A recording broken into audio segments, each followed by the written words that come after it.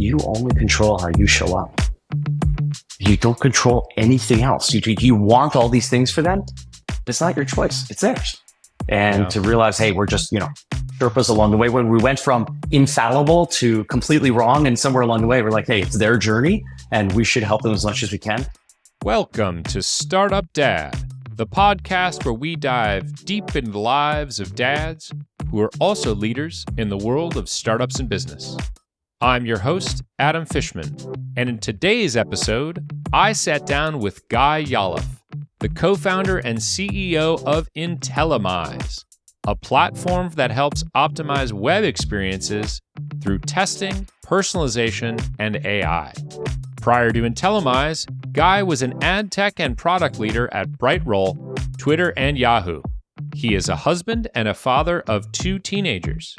In our conversation, we discuss Guy's unique experiences founding a company with his close friends and how his professional decisions have been influenced by his role as a father. Guy reflects on his mother's career as a banker in the 70s and seeing her lead in an industry dominated by men. We talk about how this has impacted his parenting, his career decisions, and how it shaped his views on the importance of communication and planning in managing family logistics. In a world where being a CEO tends to take you away from your family, it was heartening to hear Guy talk about starting a company so that he could build a culture that allowed him to spend more time with his. I hope you enjoy it. Today's episode of Startup Dad is brought to you by my friends at Unit Q. Do you want to know what your users like and dislike? Just ask Unit Q GPT, the world's first Gen AI engine for measuring the quality of your products, services, and experiences. You can ask it a question like, how should I prioritize my backlog based on revenue impact? Or, what are the top feature requests related to search? To get answers based on AI-driven user insights from user feedback and engagement data. You can see it in action at UnitQ. That's the word unit and the letter Q.com/UnitQ-GPT. I would like to welcome Guy Yalif to the program today. Guy, it is such a pleasure to have you on Startup Dad. Thank you for joining me. Adam, thank you so much for having me. It's a privilege, and I'm excited to continue the conversation we started a while ago. We did. The last time you and I chatted was like back in December, you were saying. So I guess I finally got my stuff together for this show so we can record it now. I wanted to jump right in and just say, tell us a bit more about your professional background. You are a CEO and founder of a company. So I'd just love to hear a little bit about that. I started off as an aerospace engineer. Thought I was going to design planes for the rest of my life and loved the idea. Had a bunch of friends try management consulting, did that for 3 years. They kick you out, make you go get an MBA, did that. Yeah. And then came to Silicon Valley and discovered this role called product manager, where being good at tech and being good at business makes you good at that job. I loved it. I was so happy. Did that for a decade, across several companies. And then at one of the companies, someone said, hey, go run this product marketing team. And I said, I don't know product marketing. They said, that's cool. Go do that. And loved it. And so spent a decade in marketing. And in my last job was VP of marketing at a company where I lived the problem that we're solving and thought to potentially go solve this, and started this company with 2 guys I've known for 20 years. And I've been doing this for 7 years now. And It's the best job I've ever had. And it's not because I'm CEO. It's because of this culture and this group of people I have the privilege of working with every day. That's great. What was it like starting a company with 2 people that you've known for decades? Is that hard? Have you already worked through a lot of your issues before you even get into company creation? The very first thing we talked about on the morning of the very first day was culture and values. Because there's so much mumbo jumbo in so many other places we'd worked at. I bet we've all had jobs where like 80% of the energy went towards internal alignment and the meeting to prep for the meeting. And I get that it's important, especially in larger organizations, but 99.9% of our energy goes out the door to making customers happy. And so we believe culture is one of the very few things that flows from the top. And I view it actually for us as a scaling mechanism. And so we talked about that. Then to your point about, did we work stuff out? We sat down that afternoon and asked really hard questions. 3 of us chose to be equals. And then we said, well, what if one of us gets in over our head? Like, we're just not qualified to do the job anymore as the company scales. What if we get acquired? Not that we're building to do that, but if that happened and they want to treat us unequally, but we want to be equal, how would we handle that? And a whole bunch of other things. And we're really surprised at how smoothly that conversation went. So not only was there historical trust, we then went and checked, Myers-Briggs, Enneagram. We're like, got it. This is why that went so smoothly. That's awesome. Yeah, I always love to hear. I've talked to people who have started companies with family members, people who've started with friends, and I'm always curious what that's like, having never started a company myself. So, well, you sort of started one solo here, and I must admit that would be hard for me because I'm innately an extrovert. It's not a capability thing or a fear thing. It's more I want other people to talk to every day. Yeah. Maybe that's part of what drew me to podcasting is that I love talking to people. So I want to go all the way back in time and ask you a little bit about what life was like growing up. Where are you from originally? What was your family like? I actually was born in Israel and came to the States when I was 3 because of a divorce. My mom is on her 3rd. I'm a product of the 1st. I grew up with the 2nd and the guy I call my brother, even though biologically he's my half brother. So we had 14 years together and we came to the States, frankly, with less than nothing. And my parents worked their tails off and lived the American dream, and a bunch of very strong parents. My mom was a banker in New York in the 70s and super duper impressive work ethic to show my brother and me. She then got divorced and remarried again. And so technically I've got 8 siblings. And it's joyful as an adult to have so many adult siblings to spend time with. The early part of childhood, I had the one and grew up mostly in New Jersey, spent summers in Israel with family there. The consulting was 3 years in Boston and then moved out to San Francisco in 97 for grad school. And folks were like, you're going to miss the seasons. I thought I died and gone to heaven. I don't know where my umbrella is 270 days a year. I am so happy about that. I do not miss the seasons. And we get the snow in your mind. I feel very privileged to live in this area. That's awesome. I always tell people I do like the seasons, but I like to have choice of whether or not I can experience them. I don't like them thrust on me. So that's brilliant. I like that.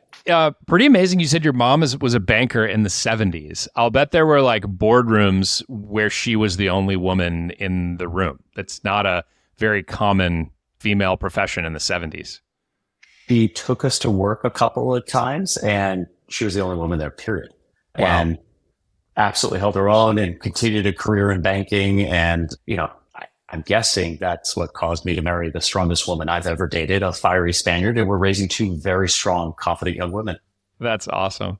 Well, speaking of fiery Spaniards, tell me about your family now. You have a partner and you have 2 kids. And I'm curious how you met your partner and how old your kids are. I met my partner the good old-fashioned way. We met in a bar in Boston. Okay. Behind Fenway on Lansdowne Street, for anybody that knows Boston. And that was, I can't believe I can say this, but 28 years ago. We got married 6 years later, another 4 years later. So after a decade together, had our first kid. We have 18 and 15-year-old girls. The first one went off to college a month ago, which is just mind-boggling to me because I remember the beginning like it was yesterday. And the 15-year-old just started high school. Wow. 2 big milestone moments in life. Big transitions. How have they been doing with the big new life changes?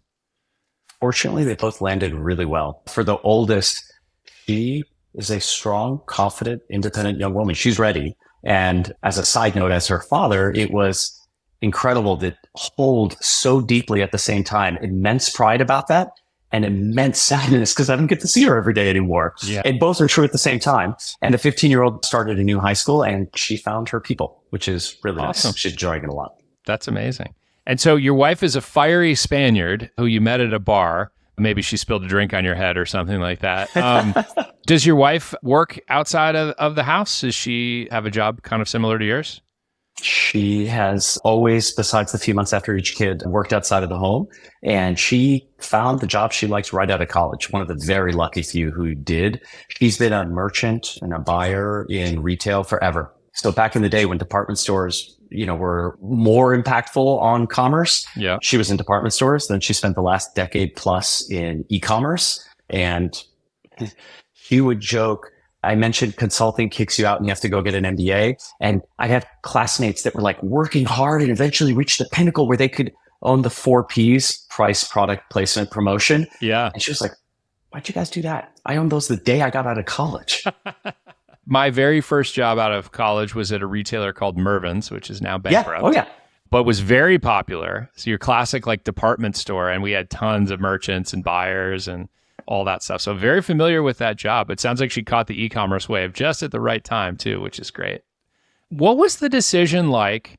The two of you are both hardworking, right? I mean, her job is not an easy one. It's pretty intense. Sometimes comes with travel and stuff like that, I imagine. You now a CEO of a company, but product leader for a while, marketing leader. What was that decision like to start a family? What were those conversations like? For us, before getting married, made sure we were aligned on, did we want to have kids at all? And we both did. And how many did we want? And she doesn't remember it this way, she tells me, but I thought I wanted 1 or 2 and she wanted 2 or 3. So that was easy. We wanted there's 2. An overlap. Yep. And then at some point, she was ready and I was not. And there was probably a 2-year delta in there. And we both said to each other, we do desperately want one of these creatures to be good parents because it's all consuming. And funny story, one of our friends had a birthday party for their kid, like 2-3 years old, and we're there. And I've never in my entire life had a panic attack. And I don't think that was, but I could imagine it was in that direction because there was a moment where there were like 20 kids running around this small apartment. I was like, Monica, we got to go. Like I need to go. And she called that friend. I was like, why did you invite us? That delayed us having kids by like a year. And then at some point I desperately wanted one of these little creatures and we started trying. Yeah, that's amazing. Yeah, I wouldn't recommend necessarily attending 2 or 3-year-old birthday parties when you are not a member of that class, when you don't have kids of your own. It's less fun than other birthday parties, I could say. But I can imagine what it was like with, 24 kids in an apartment. That brings back some anxiety in me around some early birthday parties that I went to with my kid. But yeah, do you recall if there was something that kind of pushed you over the edge and where you were like, all right, now I'm ready? Was there like a moment or something, spend enough time with other people's kids or anything like that? Maybe for other people there are. For me, just at one point I was like, let's do this. I really want to do this. Yeah. Okay. Desperately want to do this. Great. This life level journey. Yeah. Oh, and what a journey it is. So I wanted to follow up too, because, again, you and your wife both work full time. And you mentioned to me when we were getting ready for this call that you don't have a clan nearby. You don't have a lot of family in and around. It sounds like you have family in Israel, maybe some people on the East Coast or something. How did you make that work? And then we'll talk a little bit about how do you make it work now? Maybe it's a little easier. Happy to share. And she also has family in Spain. So they were all reasonably far away. Lots and lots of communication. It went right back to the one piece of advice my dad gave me before I got married was look for a partner. You may think, as so many of us do at that age, like, oh, she's super pretty, he's super handsome. But he said, look for a partner. And that was absolutely crucial at this point to talk a lot. I know different families have different balances. Ours happened to be 50-50. That was the right one for us. And, it's really important to both of us to know our kids and to maintain a relationship together. We happen to believe, everybody's got their own view, that like our relationship is the foundation. It is the thing they should see modeled. Mechanically, we got a nanny early on. Then they went to preschool at about 18 months because that's when we got into the preschool. And now as they're older, it sounds silly because it sounds almost like work, but a bunch of calendars. There's the family calendar. There's the mom and dad calendar that we each have our own. And we happen to use Google Calendar so you can just overlay them. And the kids every once in a while will say, oh, we got to do this. I'm like, it's not on the calendar. It doesn't exist. It's like, because there's so many other things going on, so many sports to go to and this and that. And lastly, we got really clear on just what are the mechanics of running the family? Because as you know, there's just a lot of stuff to do to keep everything going. And one of which should be, at least in our humble opinion, taking care of ourselves and going out for date night and talking about something other than mechanics every once in a while. Yeah. That part that you mentioned too about if it's not on the calendar, it doesn't exist. That is, I feel like you're channeling me. I know I have said that myself many times. Something about getting older, and maybe it's the number of plates that you have to spin when you have kids, but I used to be able to hold all of the things that I needed to do in my head. And suddenly At some point in time, that just fell off. And so now, yeah, if it's not literally reminding me from a calendar, I wouldn't know what I need to be doing in a day. So that's pretty wild. I love that.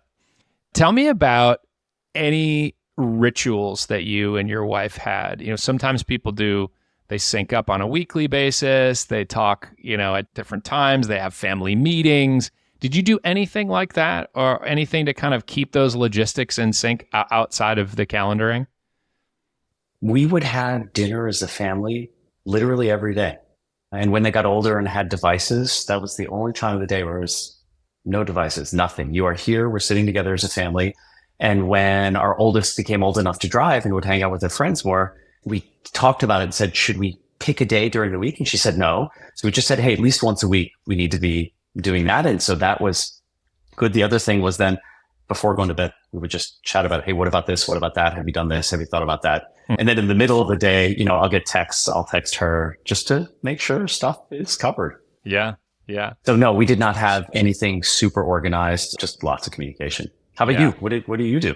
That's a great question. We've tried various things. We've tried the kind of family meeting. Our kids are a little young for everyone getting together and doing the family meeting. We use the calendaring system quite heavily. Lots of text, lots of communication. Those are the things that tend to work best, I think. And you could probably appreciate this. Stuff changes so much when you have kids. This practice get canceled. That thing moves locations. This thing happens. Somebody gets sick, etc. And so you're just, even the best plans, right, need to be adjusted, usually on a daily basis. So, yeah. And you throw in planning a vacation every once in a while and birthday parties, and it can be a full-time job. It is. What is the earliest memory that you have after becoming a father? Our oldest happened to be breech, so she was a C-section. I can visualize here that moment, her entering the world. It was amusing because coming out breech, she came out, they pulled her out butt first. And so she's half in the world. She poops because this organism was like, it's cold. And so we joked the first thing she did was poop on the world.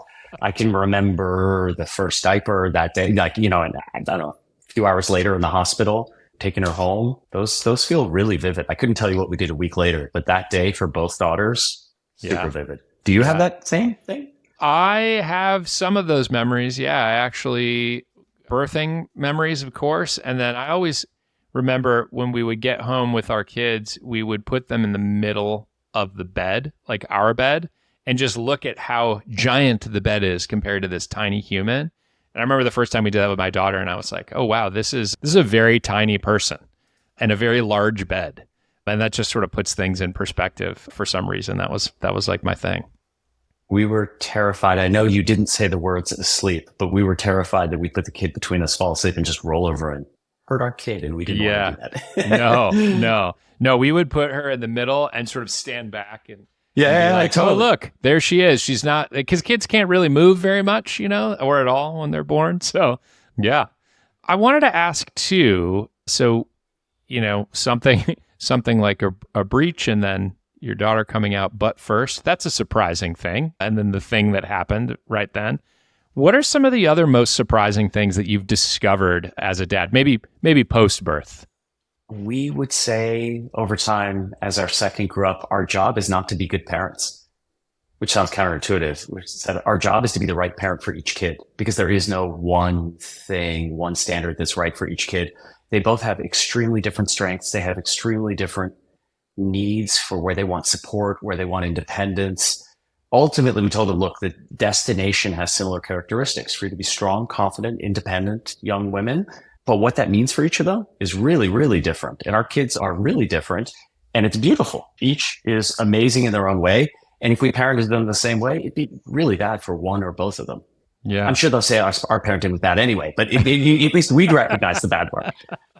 Yeah, you get another like 10 or 15 years and then they grow up and blame the whole thing on you. So you're joking. We literally said to each other when we were starting to try, we said, we'll try to fix everything we think our parents could have done better with us. We'll break them in new ways that we didn't anticipate. And no matter what we do, no matter how hard we try, it's all our fault. And when they were teenagers, they proved that hypothesis correct. Yeah, that's funny.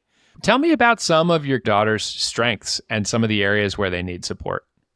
So one is incredibly creative. has more creativity in her pinky than I have in my whole body, and makes friends very, very quickly. Is a voracious reader, but struggles with executive function. She's got ADHD, and doing a bunch of the organization that, feels natural in my brain does not feel natural in her brain, and helping her build the scaffolding and support around her so that she can give herself the supports to enable her to go manage through everyday, life. She's the one who would nail the homework because she knows how to do it, but then not turn it in. Not because she was slacking, just it slipped her mind. The other one also makes friends easily, confident, great at math, loves country music, loves live music, is now in college in Nashville. I happen not to be a huge live music fan. She loves it. I remember we left the airport. There's live music in the airport. Like that makes her very, very happy. Yeah, there's music everywhere in Nashville. So she ended up in a good spot. That's really great. We talked about some of these systems and calendaring and things like that. But what are some of the frameworks or the guardrails that you've learned or developed as a parent? We didn't have, as you brought up earlier, the family meeting, the system. We didn't have as much of that. We tried to pick as few things as possible and say these are hard boundaries. And for the rest, express some preferences. They clearly had boundaries, right? I mean, it's important for them to learn in life because that is part of real life, but they were around respect. For me, it was really big for them to know all the time we love them. So literally in our family of 4, when we even leave the house, we will say, I love you every single time. And if we're in the middle of a fight, in the heat of battle, even if we're yelling, we will pause right in the middle and be like, I just want you to know, I love you. We're having this fight, but I love you. And then we'll go right back to it. And that, they said, was really important to them. Another one that we discovered over time, which I think all of us learn, whether it's at home or elsewhere, you only control how you show up. You don't control anything else. You want all these things for them. It's not your choice. It's theirs. And to realize, hey, we're just, Sherpas along the way. When we went from infallible to completely wrong, and somewhere along the way, we're like, hey, it's their journey and we should help them as much as we can. That was aided a lot by getting a decent night's rest. That was aided by checking if they'd eaten enough and things like that. How about you? What scaffolding did you put in place? Oh, great question. I took a parenting class when my daughter was very young, and it was on positive discipline. And I learned that whole topic. I actually wrote a post about this a long time ago. And that was a really big one. And what you said, you can only control how you show up. This idea of modeling behavior, which I still don't do perfectly, but it is amazing how much kids are like a sponge and a mirror of what you do. And so if you get frustrated and lose your patience, they will too. If you're calm and cool, they recover quicker. So just that has been a big one for me, a big kind of cornerstone of my learning about parenting. Did you take that course at Stanford? I did not, but I am aware of all the Stanford professors, and it was brought into that class. I think it's Carol Dweck who talks about the growth mindset and things like that. That was a big part of that program. So not at Stanford, but influenced and informed by Stanford. To your point about they are sponges and are always watching, I don't know if this was cause and effect, but it was surprising to me. My oldest happened to play competitive volleyball at a national level, loved it, just was really passionate about it. And we, of course, then told her, hey, if you think you're good enough to be a recruited athlete in college, go do that. It'll help you get in. It might help pay for college. And she said, I want to go to a D1 school because I want the camaraderie and the spirit and all that. Great. She said, but I don't want to be a recruited athlete. And we said, this really could help you and could help the economics of college. And when we dug and dug, it took a few months, dug and dug and dug. She said, I want more to college than just athletics. I want to go to school and have some athletics, not do athletics and go to school. So she's playing club volleyball, which is like high school varsity. Great. When we dug further, she remembered that when she was 7 or 8, we talked about, I happened to row freshman crew in college and enjoyed it a ton, and then stopped because I wanted to enjoy the rest of college. Loved the people I was rowing with, but went and did that. And she said maybe that burrowed into her head. She's like, I don't know, maybe it did, maybe it didn't. But they're always watching. She remembered that moment. And I said it once, twice, 5, 10 years before she made this decision. Yeah, they are sponges. They watch everything. Yeah, they do. Yeah. I wanted to ask you one thing. I've talked to a few dads of teenagers. You got the freshman in high school and you've got a teenager in college who's only a couple more years away from not being a teenager anymore. It happens fast. One of the things that I've talked about with some other dads, and I'm curious to get your take on this, is this idea of letting kids make their own decisions and how that kind of starts to creep in more and more as they get older. Obviously, they're becoming more independent. And you mentioned that was an important thing for you, strong, independent, confident young women. How has that manifested? How has it worked out that you've been able to kind of give them more and more rope, so to speak, as they've gotten older and still be confident that they'll make good decisions? So I'm sure we got it wrong a whole bunch of times. I don't know that there is a right answer about it, but the place at least we are now is to talk explicitly about it so that they understand what we believe is important, so they understand the cause and effect with boundaries changing. Because when they change without us explaining it, it feels totally arbitrary. And that gets you into a power struggle with that, which at least we found super duper unhelpful. And instead to be able to say, to your point about positive parenting earlier, hey, we think you should do X, get your homework done, be home when you say you're going to be, go be responsible, you're hanging out with your friends, whatever it might be. You did that. That's great. Please keep doing that. We talked to them about like earning more trust. And then sometimes when they said they were doing X and they were doing Y, I was like, hey, that reduced trust. And talk about the impacts. We also over time learned, and, I don't know whether it was coaching or reading, came to believe the feedback needs to be in the moment, kind of just like at work, so that they connect them. And the changes, positive or negative, have to be proportional. It's way too easy to get unhappy or upset and exert way too much power and do some punishment that feels emotionally sating to the parent, but is really disproportionate to the kid.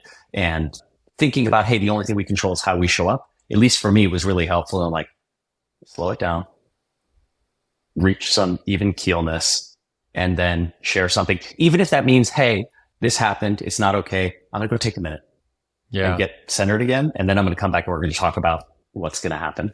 That makes a ton of sense. I really like that last point. I find myself doing that as a dad often. And sometimes when the kids are younger, I'm just going to take a beat, leave the room, minute later, all is right in the world again. So one of the things that you've talked about a lot is that partnership is really important with your wife. And you said your dad gave you the advice to find a partner. And so it seems like you and your wife agree on a lot of things, but there's a but coming. It's also really hard to agree all the time. It's impossible. Imagine you don't agree with your co-founders 100% of the time at the company. And so I'm curious, what is something that you and your wife don't agree on when it comes to parenting or something like that? We felt very lucky that pre-marriage, we talked through a whole bunch of stuff and we're quite aligned, or there was overlap. So we were all fine, right? It wasn't, oh, I'm going to change who I am, because that's really hard to do.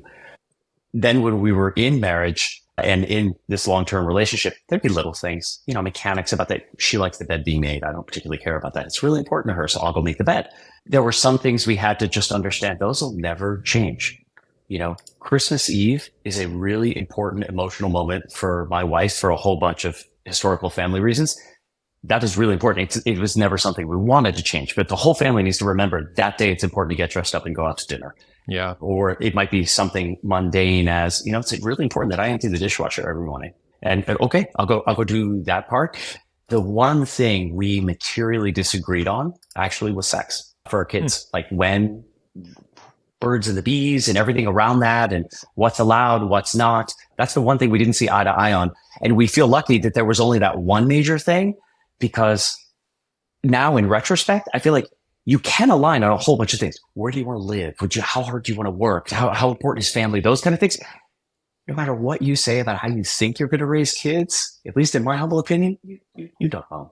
You're going to find out when you get there. And so it's not possible to align in advance. Really interesting single place where the two of you didn't always see eye to eye. Hasn't come up, possibly because my kids are younger, but I imagine it does come up once they get older. So really, really fascinating. What is a thing that you've had to give up to become a father? At least in the early years, and I could imagine you're still experiencing a bunch of this given the age of your kids, personal space, just time to chill, decompress. I think everyone does. I don't think it's possible to describe it until you're there. And I remember when we had our second, we both thought with great joy, we were having our second and we remembered everything that's involved. And we thought, there's no way I could lose as much personal space as I did with the first one. And then you realize, no, it's possible. You can go further. And that was humbling. And you raise these amazing little creatures that change your whole life. Yeah. That's great. Personal space is one. We talk a lot about time, obviously time to chill, time for yourself. That's one that comes up a lot with dads. Personal space is a really interesting one that has not come up, but I know exactly what you mean. Kids are like heat-seeking missiles. They can find you wherever you are. And if you're not within earshot, they're going to find you somehow. I'm totally with you. And there were times like, I don't know, corollary of that, where we would think, is our kid being devious and manipulative? And no, whether they're the heat-seeking missile or trying to get the thing they want, it's just that they're being rational. They're like, I want X. This is the path that's been defined for me to go get X. I'm going to go do that. And we found when we were inconsistent as parents, it opened up lots of pathways that we didn't want opened, but we were inconsistent. It really was on us. Yeah. When you think back to some maybe mistakes that you've made as a dad, we all make them. That's part of the reason I have this show, to normalize those mistakes. What are some mistakes that you've made? Too many to count. Way too many to count. One was that devious versus, hey, they're just being resourceful. Another one was, I happen to enjoy working hard and I happen to care an awful lot about knowing my kids and my wife. Those are the most important things to me. And there was a time when I thought knowing my kids was about the number of hours with them. And that can create a bunch of tension where there aren't enough hours in the day. And to realize that's actually not it. It was quality minutes with the kids. I remember times when I would carve out several hours and we just wouldn't feel connected. And then there'd be times where I have 20 minutes with them, but we were really together, focused on whatever it was that was important to them. And they felt more connected and more engaged and more enriched. That was a humbling learning for me that I didn't learn until way too late. And I'm sure if you ask them, their list will scroll down past the bottom of the screen. Well, that is one nice thing, especially about teenagers. They're going to give you some feedback, right? Yes. And very, very few of us get a chance to act on it. I mentioned my mom had 3. Her third started when I was 14. They had 4 kids. She actually asked me, what should I do differently? And there was one piece of advice I gave her and she actually did it. And we reflected on it. Just this year, we were together, the whole family. And she said, I really acted on it. And kids were like, yes, she did. And I said, that's really impressive. What was that piece of advice, if you can share? I'm super curious now. It actually was directly related to in the heat of battle when you're arguing to remind someone you love them. When I was the kid, those words didn't come out and we were a very emotive family. So it felt like the love tap turned off when that's not actually what was happening, but that was the felt emotion. Yeah. And she didn't do that. And I applaud her for it. That's a hard thing to adjust. Very impressive. So the person who introduced us, is a wonderful woman named Jessie, said, Guy started a company so that he could achieve the balance that he wanted. And to me, that seems so opposite of what most people would do, right? If you think about being really busy, well, the CEO of a company is a pretty busy guy. You got a lot of people who you're responsible for and a company that you're responsible for. And so I think a lot of people would think starting a company doesn't actually help you achieve balance. But for you, it has. And so I'm curious about that decision and kind of how you approach balance in your life. The stereotype of the startup you're describing, I lived with great joy in .com 1. I was employee 1 at a company that grew to about 80 people, made it through the crash and got acquired. I tracked my time. I averaged 80 hours a week for 2 years working, not that screwing around time at work. I peaked at 135 one week. My then fiance, now wife, said, if this is what you want permanently, I'm not sure we're the right match. I said, it's not what I want permanently. This job, we describe it to the team, and this is the resulting thought process. This is more than a 40-hour-a-week job, but we think we make better decisions, get more done, and have better business outcomes if you get a good night's rest, you have a hobby, you know your friends and family. That other model, I actually think we made worse decisions, and working fewer hours than that, I think I get far more done now. And I think it was an illusion to think that grinding that hard produced better thought. Still worked very hard. It also then allowed us to attract people we wouldn't otherwise get. People who said, hey, I'm tired of earlier we talked about politics and the lack of that here. One thing. And another thing to say, hey, this team likes to win. They have no lack of passion for winning. This isn't, I want a lifestyle job. This isn't that. This is hard, but it's not. And there's nothing else literally in my life. Full stop. Then in addition, as I've been privileged to work with an incredible team and an incredible executive team, very counterintuitively, I found having idle time made me better at my job. In particular, this seat where you're supposed to look around corners and look further down the field. And having some more idle moments allowed me to look further down the field in ways that made really big differences. And that was completely counterintuitive after, like so many of us, I worked harder. I got good grades. I worked harder again. I played harder. Like all of that, this felt exactly as you said, counterintuitive. Yeah. It sounds like you may have also talked to your kids or just modeled this for them, because some of the stories you tell me about your daughters seem sort of similar to how you think about balance between work and personal time. Your daughter's story about college and athletics and having other things come first and athletics come second. So I'm curious if that's something that's been explicitly talked about in your household, or if it's one of those things that they've just kind of learned through osmosis and watching you do it. We were pretty explicit about it because one of the life level fears I had in like, hey, will I be a bad dad, was working too hard. And I was really explicit with them on, I want to show you the joy of somebody who loves what they're doing at work. It's an important thing to see. And I also want to teach you that working hard tends to result in better outcomes and the things you want in life. And you and your mom are the most important people in the world to me. And I want to know you and enjoy the time with you. And there were times every once in a while where they'd say, Dad, you're working too hard. And I would be thunderstruck because I didn't realize that would be happening. And then occasionally there'd be times, maybe around a fundraising, for example, where I would tell the kids, hey, I'm going to be working extra hard for the next couple of months. And so they'd be prepared to know this is not the norm. I'm still important. And I'm sure we got that wrong 1,000 times. But yeah, it was an explicit discussion. That's great.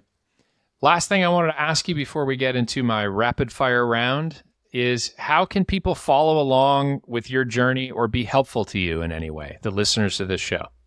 I'd love to connect over LinkedIn. It's a place where at least I will do some talking. I would love to meet new people. If you want to talk AI, talk marketing, that's fun for me. I would enjoy doing it. Or if you want to talk entrepreneurship, have infinite energy to support folks who are on similar journeys. All right. Awesome. I will make sure to link to your LinkedIn in the show notes. Okay. Are we ready for the rapid fire? Let's do it. All right, I will ask you a question, and you will say the first thing that comes to mind, and we're going to go through these quick, because that's what makes it fun. So here we go.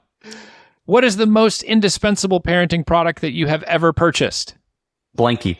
What is the most useless parenting product that you've ever purchased? Way too many to count, and many of them have names and words that I did not know existed before I was a parent. I love that.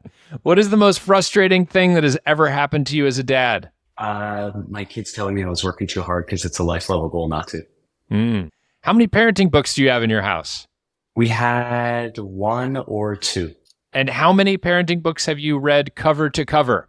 None, but we tried to get the key parts from them. The Cliff's Notes versions. Yes, exactly what I was thinking in my head. Yes. What is the favorite ages for your kids? Each is different. Each is wonderful. I particularly enjoyed, 7 to 10, because you're still in the place where you can do nothing wrong. They're on the verge of realizing you are a fallible human being, and they still want to spend time with you. And that's a fun combination. All right. What about the opposite? What is the least favorite age for your kids? Again, each is different in their own way. I'd say it is incredibly joyful and hard to watch them individuate. It's exactly what you want them to do. It is the definition of going and being an adult. And it hurts when you feel that shift from, I choose when we spend time together because they want more time, to they're going to choose when we spend time together because they want to go spend time with their friends. Yeah. Yeah. All right. Screen time. So you've got teenagers. They've got phones. What do we think about screen time? Good, bad, indifferent? I really wish we'd played this one differently. We gave each one an iPhone when they were 10 because that was going to be the moment they needed to travel solo on their way to school on, a bus or a train. I really wish we'd given them something more locked down. Even though I spent time helping as one tiny piece of building Twitter in its early days, I wish we'd kept that away from them and just given them an actual phone. Yeah. Or what they used to call them, a dumb phone or something like that. Yes, no, literally that. I was like, could we get them a flip phone? And it didn't even cross our minds that you could. And yeah, that is a regret. Okay. How often do you forget to share the last piece of dessert? So not often, but we do have this phrase in the family that I completely made up called daddy tax, where some people arrive and... I have that with my kids too. They even offer it up now. They're like, okay, the dad tax, here it is. I like to get the first bite. So what is the most embarrassing thing that you've ever done in front of your kids? There are countless of them. Every day, I have a hard time picking one. All right. Too many to list. What about the most absurd thing that one of your kids has ever asked you to buy for them? Oh, my youngest, she would think about something for half an hour and then want some like life level purchase. And it's like some huge commitment. We must do it right now. And there are many examples, music, some collectible item, many examples. Awesome. I love that phrase too, life level. It gives you the order of magnitude of the purchase. What is the most difficult kids TV show that you've had to sit through? I don't recall being tortured with the TV shows, but forgive me, I don't even remember the name, but everyone in the world knows it. The Let It Snow movie. Oh yeah. My God. Or Let It Go. Sorry, Let It Go. Oh my Frozen. God. Enough, Frozen. I was like, enough. It's a great movie. It's wonderful. That's why people enjoyed it so much, but my kids played it so many times. Yes, our daughter had a costume that would light up and play the song. And then mysteriously the batteries disappeared and we couldn't turn it on anymore. So I have one just like that where our oldest at some point learned, she had a digital alarm clock and learned, I wake up at 7. So if she got up earlier, she would stay in bed till 7. And we'd say on the weekends, why don't you sleep later, sleep in? She's like, no, I wake up at 7. Magically, her alarm clock had daylight savings time every Friday night and it returned back every Sunday night. I love that one. That's a next level parenting hack right there. Have you ever used your kids as an excuse to get out of social events? No, or almost no, but I have sometimes used them as I'm ready to go. So I'll say, I got to go home and spend time with the kids. All right. So we talked about Frozen. So I know that's not this one, but which Disney or Pixar movie are you secretly a fan of? I loved Inside Out, like naming your emotions, realizing that one will be more prominent or take control of you at one time or another.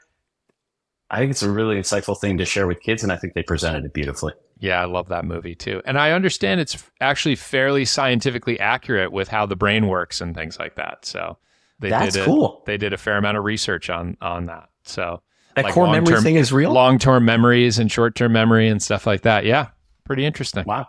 That's neat. Have you ever accidentally mixed up your kids' names? All the time.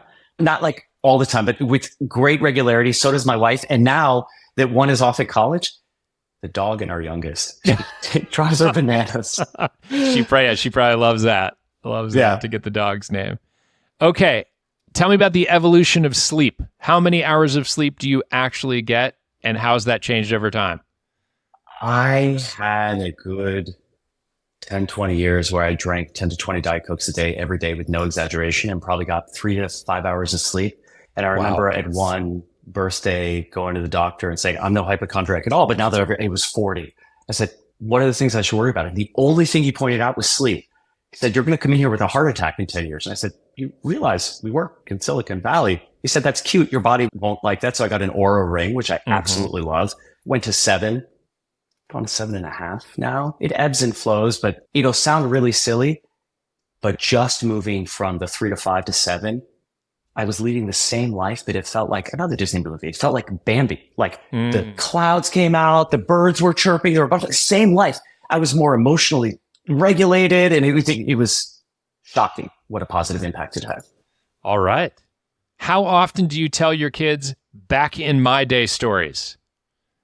As infrequently as I can, because I know they are probably super boring. I do, however, we talk to them about, can you imagine this device existing when? And so talking to them about CDs, they knew those. So talking to them about vinyl records, they could understand that. Explaining a cassette tape, that was super confusing to them. And then we point out a phone booth and they were like, why? Why does phone booth exist? I love that. Cassette tapes and phone booth. Don't even get them started on like 8-track. That's like... totally. They will never know. All right. Speaking of 8-tracks and cassette tapes, what is your take on minivans? I actually think they are great as a product manager because they are a 7th or 8th generation product that is super clear who they're for and doesn't try to be for anybody else. We had one once and I was like, this is an amazing car for the thing it's trying to do. Yeah. Which always, I must admit, confuses me a little bit when they try to be like super cool or big engine. I'm like, that's not the job you're trying to do.